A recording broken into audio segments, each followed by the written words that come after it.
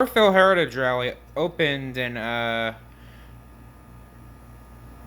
middle of 1960s. Wait, 60s. After like a century of maintenance. After 10 years of maintenance on the line was restored. There were two engines at the time. There was an engine that ran the line. His name was Anchor. Here he is. He's on display. Anchor is currently awaiting a major overhaul and is going to be converted to oil. Anchor worked up and down the line all the time. Next to him was George, named after one of the railway workers. He works the line a lot. He was about to be scrapped. He was put on a siding and he was going to eventually be scrapped. However, he was eventually brought to help on the line. And he's steaming up today. George is doing a mixed legacy freight. The line still uses freight lines. Most of them is done by diesel, but sometimes steam engines run the Heritage Freight series with some original freight cars that the railway purchased. Here he is now. Here's the engine now.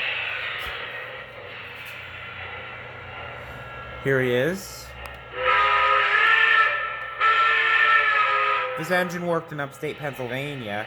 When it was about to be scrapped, it was purchased. It's being given a test run for early morning. Here it goes, along the line. Also, on the line, there's two diesels. Sometimes diesel engines from freight end railways come to stop here. The Sewell engine over there. The middle blue engine was donated around the 1960s. It was an old switcher, but was recently awaiting restoration. It was recently restored in the 1970s. But the black switcher has no name. It's an Erie switcher. It worked at the railway it was donated to help out, and it was brought. It came around the first time the railway opened. It's a good worker. It pulls passengers every now and then, so he's both. The blue engine's also going to help out, while the black engine, Erie, or 8354, will be overhauled eventually. 621 is awaiting a rebuild.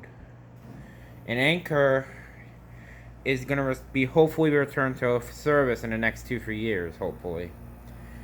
When they give it a new boiler and make sure it's an oil burner.